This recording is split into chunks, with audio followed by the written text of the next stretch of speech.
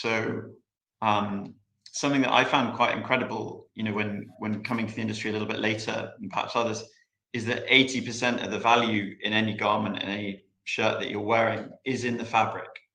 And also interestingly, 80% of the carbon emissions or the environmental impact is in that fabric as well.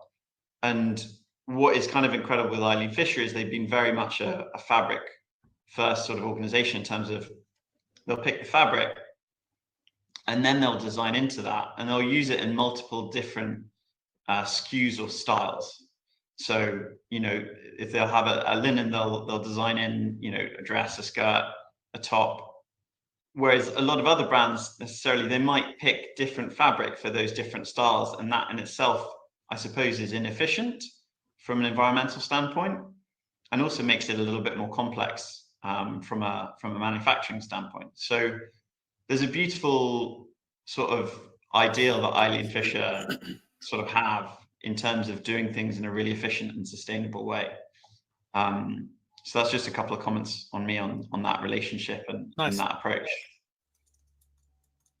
I do also want to brag on Eralda a little bit as our business partner. I think agents are very common in the fashion industry. It's hard for companies anywhere in the world to manage their supply chain, right? We have suppliers in Jakarta, also in the island of Java, out in Semarang, Central Java. We have suppliers in Romania and Peru and Vietnam. And so brands do tend to work with agents to manage that relationship with their supplier. And I think a good agent is both helping the supplier manage the brand customer, right? And defending them from all of those questions and prompts and, hey, can you give me this? Can you give me a price cut here, right?